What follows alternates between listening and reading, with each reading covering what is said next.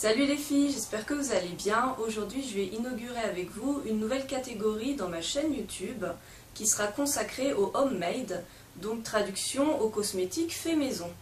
Donc à travers cette toute première vidéo, je vais essayer de reprendre avec vous les bases. Voilà, là je vais vraiment m'adresser à celles qui veulent se lancer en cosmétiques faits maison et qui ne s'y connaissent pas, qui se posent encore beaucoup de questions, ou bien à celles qui débutent et qui ont un peu de mal.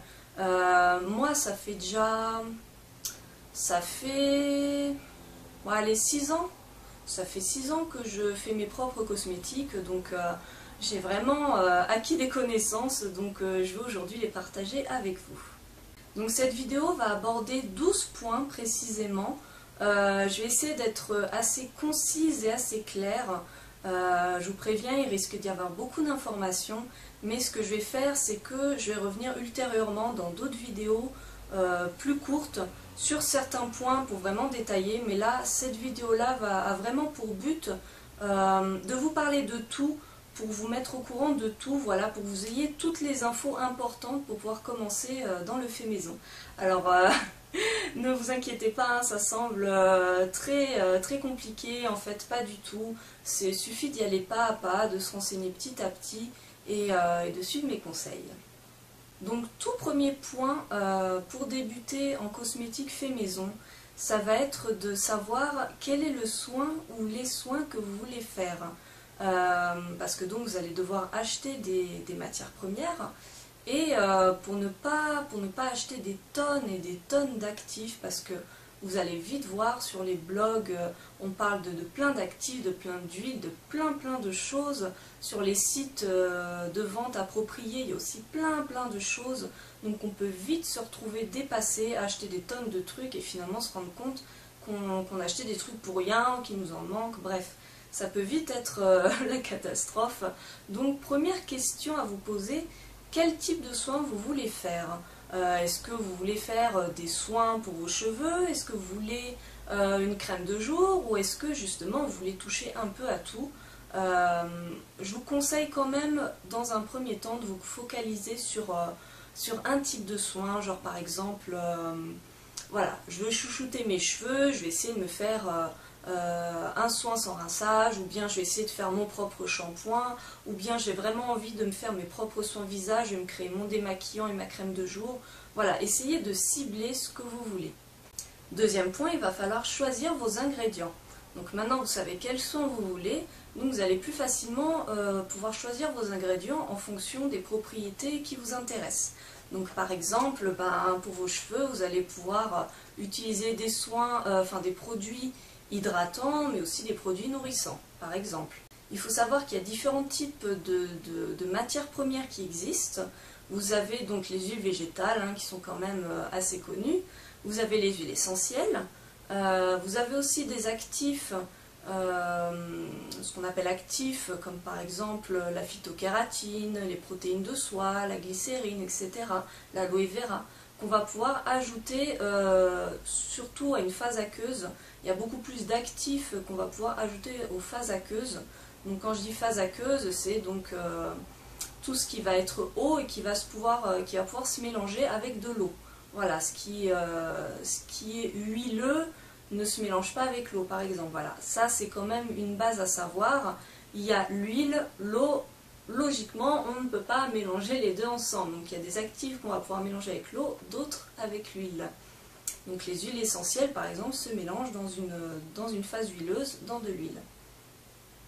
Maintenant, pour choisir vos actifs, sachez que vous pouvez aussi vous tourner vers les produits de votre cuisine, comme par exemple les huiles végétales que vous utilisez pour cuisiner, comme l'huile d'olive, l'huile de pépins de raisin.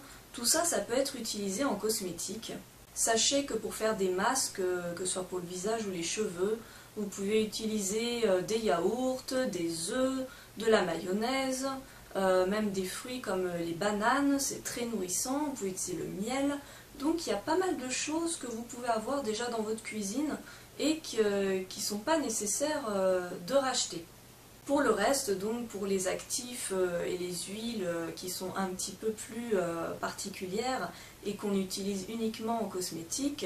Il y a donc des boutiques spécialisées, je reviendrai dessus un peu plus tard pour vous aiguiller un peu sur vos premiers achats, pour que vous sachiez un peu où acheter. Donc ça, je reviendrai dessus après, mais donc il va y avoir pas mal d'actifs que vous allez pouvoir acheter. Donc pareil, c'est pas la peine d'acheter des tonnes et des tonnes de trucs. Vous pouvez très bien acheter, je vous conseille d'acheter 2 voire 3 maximum actifs hydratants. Voilà, vous regardez un peu en fonction de votre type de peau, votre type de cheveux, qu'est-ce qui pourrait vous convenir. Il y a plein de choses qui existent. Vous pouvez regarder directement sur les sites en question ou bien sur les blogs d'autres filles, voir un peu ce qu'on en dit et faire votre choix. Donc achetez déjà ne serait-ce que voilà 2 actifs, c'est déjà pas mal. Après, acheter 1 ou 2 huiles végétales pour faire des mélanges, voilà, pour pouvoir tester au moins.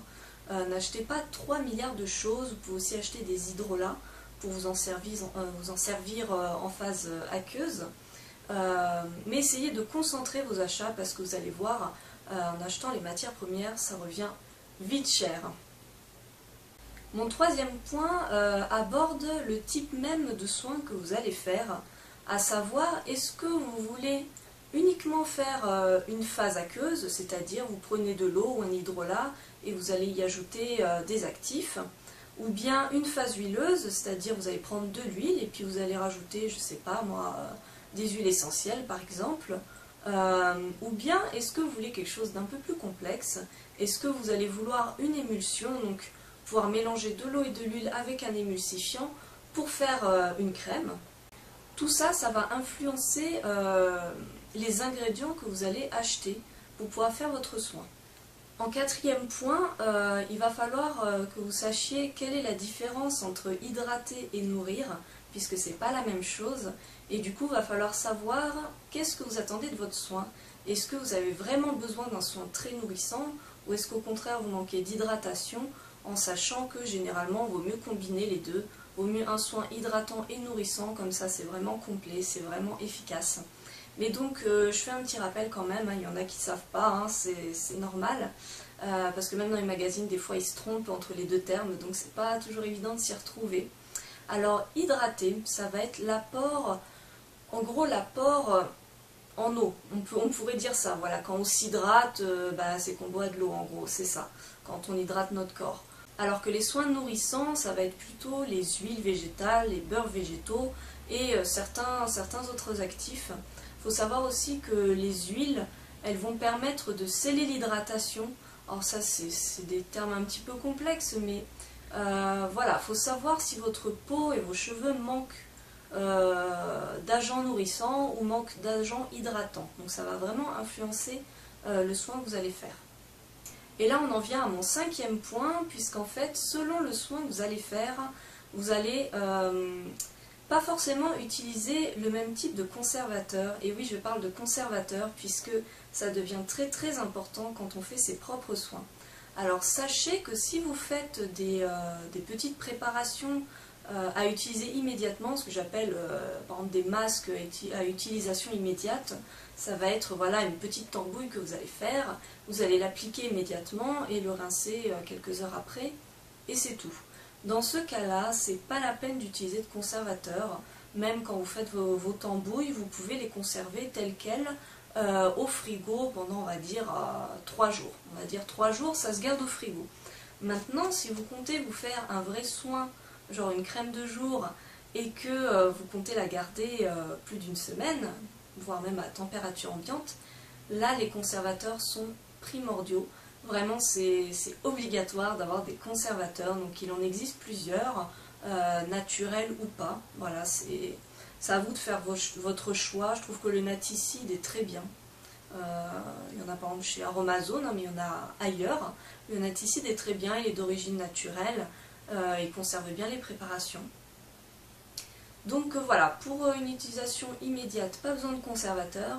Maintenant, il faut savoir que, pareil, les conservateurs n'ont pas le même pouvoir sur tous les types de phases, si je puis dire. En gros, si vous avez un produit qui est seulement une phase huileuse, c'est-à-dire vous prenez de l'huile, un mélange d'huile, vous allez rajouter des huiles essentielles par exemple, votre produit ne va être que huileux, Donc en fait, il n'aura pas besoin de conservateur. À la limite, vous aurez besoin, c'est pas obligatoire, mais vous pouvez par exemple rajouter de la vitamine E, ce qui va empêcher les huiles de rancir, mais ça ne va pas vraiment jouer sur la conservation. Une huile ne se périme pas comme ça. Donc pour une phase huileuse, pas la peine d'utiliser ni Cosgar, ni naticide, ni conservateur comme ça. Maintenant, si vous voulez faire juste une phase aqueuse, donc de l'eau en hydrolat avec quelques actifs, voilà, là vous allez être obligé d'utiliser un conservateur. Par exemple, vous pouvez utiliser du Cosgar ou du Leucidal et conserver votre soin pendant 1 mois à température ambiante. Alors voilà, là c'est c'est statistique ce que je vous dis. Après, ça ne veut pas dire que le 30e mois de votre préparation, tout va tourner. C'est pas ça. Disons que si vos soins sont fabriqués dans des conditions optimales de conservation et d'hygiène, disons que oui, ça doit se conserver 1 mois sans problème, sans bouger. Après,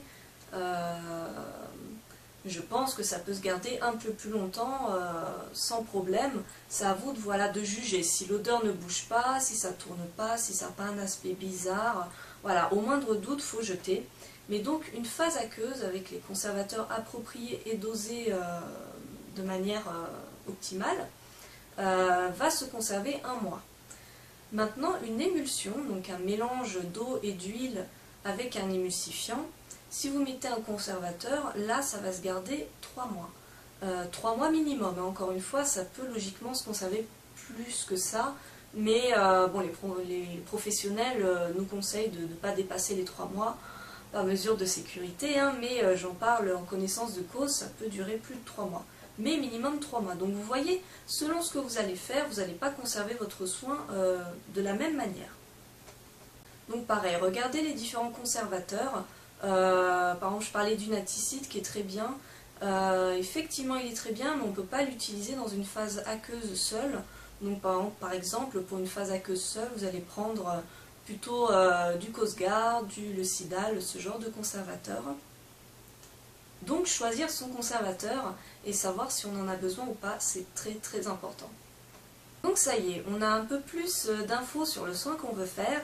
Donc je vais pouvoir passer à mon 6e point qui en fait, comment créer sa recette. Voilà, vous avez une idée de soin, je vais prendre par exemple voilà, l'exemple de la crème de jour. Voilà, vous savez que vous voulez faire une crème de jour, donc une émulsion avec des actifs.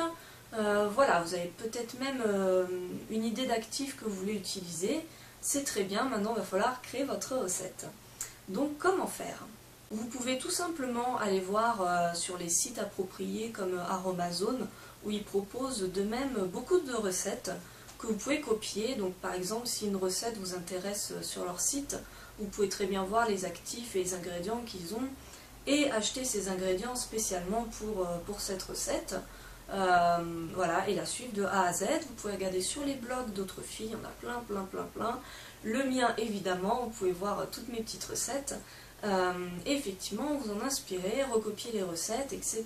Maintenant, si vous voulez faire votre propre soin, parce qu'il y a des actifs que vous voulez utiliser absolument, mais vous n'avez pas forcément tous les autres ingrédients des recettes que vous voyez, ou bien, je sais pas, vous avez un émulsifiant, mais la recette que vous voyez n'a pas le même émulsifiant que vous. Bref, voilà, vous voulez faire votre propre recette, c'est très simple. Il suffit de noter ce que vous voulez faire. Je vous conseille d'avoir un petit carnet, c'est plus sympa. Vous prenez votre petit carnet et puis vous allez lister les ingrédients que vous voulez mettre dedans. C'est un peu en fait comme si on faisait une recette de cuisine, hein. Voilà, je vais mettre un peu de ça, un peu de ci, et on va lister. Et là, mon 7e point, c'est très important, ça va être de respecter les dosages et de respecter les pourcentages. Attention. Vous allez vite voir, pour beaucoup d'actifs, vous allez pouvoir voir à utiliser entre 1 et 2%, ou bien à utiliser entre 1 et 10%. Alors, qu'est-ce que ça veut dire tout ça? Ça veut dire que votre préparation finale, voilà, imaginons, vous voulez faire une crème qui va faire 100 ml. Voilà, vous avez votre flacon de 100 ml, votre crème, au final, elle fera 100 ml. Vous allez voir que pour l'inuline, on vous conseille de l'utiliser entre 1 et 2%. Bon, très bien, vous allez vous dire, bon bah, je vais essayer de mettre 1% d'inuline déjà pour voir. Donc ça veut dire que sur vos 100% de crème, il y aura 1%, donc 1 millilitre d'inuline. Voilà, c'est ça que ça veut dire. Ça veut dire 1% par rapport à la préparation finale, par rapport au total. Donc en fait, bah, si vous savez que vous voulez mettre de l'inuline, sur votre carnet, vous allez mettre inuline, 1%. Et puis après, bah, je sais pas, vous allez dire je vais rajouter de l'huile d'olive par exemple. Donc voilà, de l'huile d'olive. Bon, bah, j'ai pas envie de faire une crème trop grasse, donc je vais rester à 30% d'huile. 30% d'huile, ça reste bien.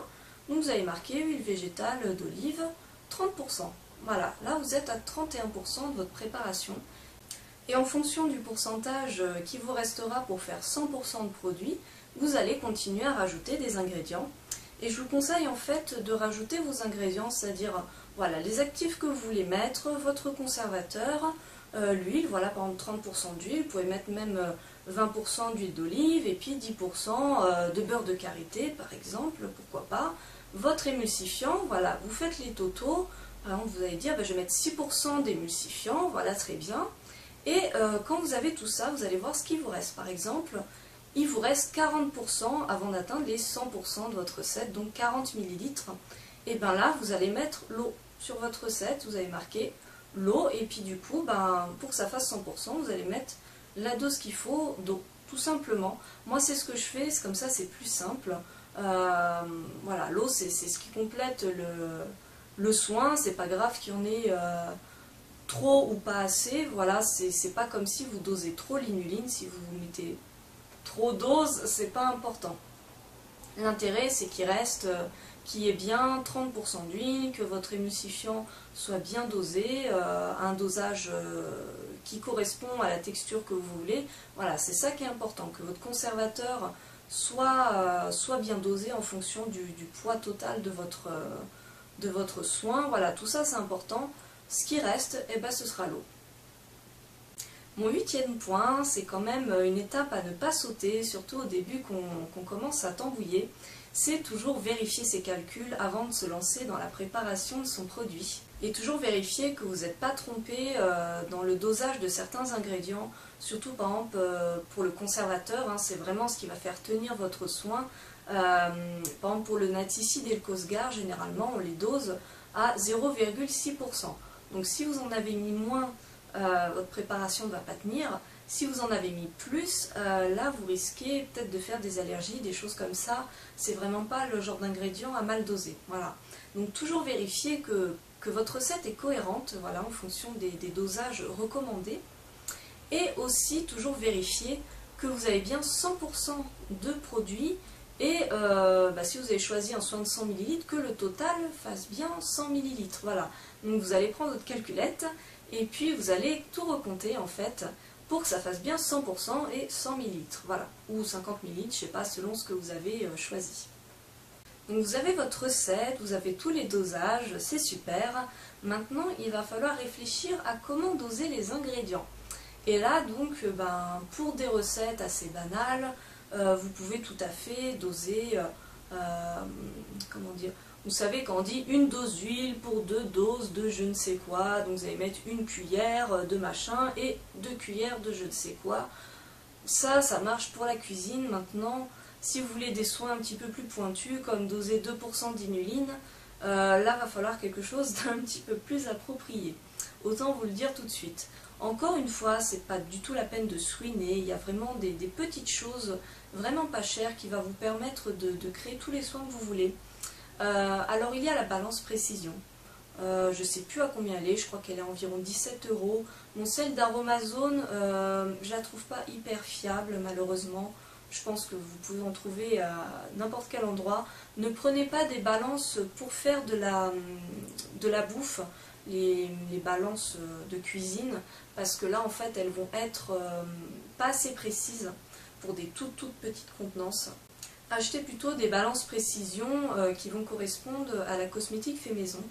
Donc ça c'est très pratique effectivement pour doser. Maintenant, vous avez aussi tout ce qui est cuillère doseuse. C'est vraiment pas cher et vraiment je parle pour Aromazone parce que c'est vraiment le site où j'achète tous mes trucs. Désolée, je fais un peu beaucoup de pub pour eux, mais je les aime tellement, j'aime tellement ce site que je peux pas en empêcher, désolée. Mais bon, il y a plein d'autres sites, hein, vous inquiétez pas. Mais en tout cas, sur le site d'Aromazone, comme sur d'autres sites, ils mettent bien avec la cuillère qui s'appelle pinche. Eh ben, vous allez pouvoir doser votre inuline. Pour faire 1 millilitre, vous allez avoir besoin de tant de cuillères pinche et vous aurez 1 millilitre d'inuline. Voilà, il y a toutes ces correspondances qui sont indiquées et donc ces cuillères, vous pouvez les réutiliser à chaque fois que vous voulez faire votre recette et c'est vraiment pratique. Vous avez aussi les petites seringues sans aiguille qui vont permettre de doser les liquides et ça aussi, je vous conseille d'en avoir. Donc voilà, les cuillères, les seringues, déjà rien qu'avec ça, vous pouvez commencer à tambouiller. La balance, je l'ai eu quand même assez tard. Je l'ai acheté l'an dernier je crois et même sans j'arrivais à faire plein de trucs. Donc pas la peine d'acheter des tonnes de trucs, mais rien que les petites cuillères doseuses que j'ai, elles sont vraiment super bien. La pelle de 2 ml aussi, elle est top. Donc achetez au moins ça et vous pourrez tout faire. Donc ça y est, vous avez toute votre recette, tous vos ingrédients, tout est prêt et vous allez tambouiller. Donc pour tambouiller, il y a quand même une règle très importante à respecter, là c'est mon 10e point, ça va être l'hygiène. Là c'est vraiment primordial parce que vous faites des soins qui sont très sensibles, qui vont devoir quand même être bien conservés, donc il faut que le terrain soit bien désinfecté. Donc on désinfecte le plan de travail, on se nettoie bien les mains, on met des gants. Si vous le faites, c'est bien de mettre un masque, voire des petites lunettes de protection qui sont vendues exprès, pourquoi pas. Moi je n'utilise pas de masque. Bon, au moins les gants, au moins voilà, tout désinfecter, désinfecter les outils pour mesurer, désinfecter vos récipients, désinfecter le futur flacon ou le futur pot qui va accueillir votre soin. Voilà, ça c'est vraiment la base. Et une fois que votre soin est prêt, là j'aborde un 11e point qui est facultatif, je dirais. C'est important, mais bon, moi je le faisais pas au début. Je pense qu'à moins d'avoir la peau hyper sensible, c'est pas très grave. Il s'agit du pH. Voilà, il faut contrôler le pH de sa préparation, si possible. Et pour ça, rien de plus simple, vous avez des petites bandelettes spéciales que vous allez tremper dans le produit. Et puis, en fonction de la couleur, vous allez avoir un petit papier, un petit dépliant avec les différentes couleurs pour vous indiquer quel est le pH de votre préparation. Vous allez comparer la couleur de votre bandelette au petit indicateur et vous allez pouvoir voir quel est le pH de votre soin. Ça va vous permettre de voir si votre soin est adapté à ce que vous voulez, à la partie du corps où vous voulez le mettre. Parce que par exemple, pour un soin pour les cheveux, pour le visage, etc., c'est pas du tout les mêmes pH. Donc, si c'est pas le bon pH, si c'est trop acide ou trop basique, ça peut être bien moins efficace, voire pas du tout efficace. Donc, c'est pas forcément vrai, hein. Ça peut quand même être efficace, même si le pH n'est pas tout à fait adapté. Il y a plein de gens, je vois sur internet, qui ne contrôlent pas du tout le pH de leur préparation et ça marche quand même. Moi pendant des années j'ai tambouillé sans contrôler le pH. Sachez que si surtout vous voyez que vos soins ne marchent pas ou si vous avez la peau très sensible, je vous conseille quand même d'acheter ces petites languettes pH qui sont pas très chères. Et en fait, si votre préparation est trop acide, il va falloir la basifier. Donc pour ça, vous avez notamment l'eau de chaux. Je sais que tout ce qui est sel et je crois le bicarbonate, ça basifie aussi, mais pas sûr qu'on puisse les mettre comme ça dans les cosmétiques. Moi, pour basifier une préparation trop acide, je vais utiliser l'eau de chaux. Voilà. Et par contre, si votre préparation n'est pas assez acide, que vous deviez l'acidifier, c'est le cas surtout pour les cheveux. Pour les cheveux aiment bien l'acide, enfin l'acide. Pas l'acide qui fait fondre, hein, mais voilà, les cheveux aiment les terrains un petit peu plus acides. Et par exemple, vous avez l'acide lactique, qui est super pour les cheveux en plus. Bon, j'en ai jamais utilisé. Généralement, mes soins sont assez acides pour les cheveux. J'ai pas besoin de modifier quoi que ce soit. Mais voilà, c'est des petits ingrédients qu'on peut avoir. Mais bon, si vous vous lancez dans la cosmétique, c'est pas obligatoire. Commencez sans et vous verrez après si vous en trouvez l'utilité. Mais je pense pas que ce soit primordial. Mon dernier point, donc le 12e point que vous attendez sans doute beaucoup, c'est où est-ce qu'on va acheter tous ces ingrédients, où est-ce qu'on va pouvoir acheter tous ces actifs, ces huiles et tous ces ingrédients qui semblent si farfelus quand on les lit sur les blogs. Eh bien, il y en a beaucoup. Vous allez voir en barre d'infos, je vais tous vous les lister. Moi, effectivement, je vais beaucoup chez Aromazone. J'adore ce site, c'est sûr. Mais il y en a plein d'autres. Donc, vous allez par exemple avoir Bibli et compagnie, qui est assez complet, je trouve. J'ai souvent été tentée d'acheter chez eux. Mais il y a plein d'autres boutiques en ligne qui me tentent vraiment. Je pense que je testerai un jour. Vous avez par exemple les essentiels de Christine, My Cosmétique, Aromathazy, Ma Cosmeto Perso, Cosmeto Shop, voilà, j'ai tout listé sur mon carnet pour vous en parler. Je vous mets tous les liens, il y en a encore plein d'autres, hein, des boutiques en ligne, mais celle que je vous cite, voilà, c'est celle où j'ai un petit peu regardé, où il y a des petites choses qui m'intéressent. Donc après, c'est à vous de comparer les prix, de comparer les actifs. Et voilà, on peut trouver des trucs intéressants sur tous les sites, il faut vraiment fouiller, regarder. Moi aussi, pourquoi j'ai choisi Aromazone, c'est parce qu'ils ont beaucoup de nouveautés, tout le temps des nouveautés, des prix hors compétition et une très bonne qualité. Et dernier point, ils ont une boutique à Paris, j'habite à 1 heure de Paris, donc moi ça m'arrange aussi de ne pas payer les frais de port. Donc après voilà, c'est un choix, il y a plein de choses sur le commerce maintenant, surtout sur internet, hein, je vous avoue, mais il y a de quoi faire. Alors je termine cette vidéo en vous demandant si ça vous a plu, si vous avez trouvé ça clair et si ça a pu répondre à certaines de vos questions. J'aimerais savoir s'il y a des points et des questions que vous aurez aimé que j'aborde et que je n'ai pas abordé ici. N'hésitez pas à me dire en commentaire s'il y a des choses dont vous voulez que je vous parle, des choses que vous voulez que j'explique. Dites-moi aussi s'il y a des choses sur lesquelles je suis passée trop rapidement. C'est vrai que pour moi tout ça c'est très habituel, très naturel, donc je ne me rends pas compte de ce qui peut sembler farfelu pour certains. Donc dites-moi s'il y a des choses que vous voulez que j'explique plus en profondeur. Je pourrais revenir dessus dans d'autres vidéos. Je compte notamment faire une vidéo sur comment faire une émulsion et une autre vidéo sur comment calculer en pourcentage, comment vraiment convertir millilitres et pourcentage. C'est très simple, mais voilà, je pense que ça demande quand même une petite explication. Donc j'attends vos retours, dites-moi si ça vous a plu. Et je reviendrai dans d'autres vidéos pour vous parler de mes tambouilles et pour vous montrer des petites astuces. Voilà, à bientôt!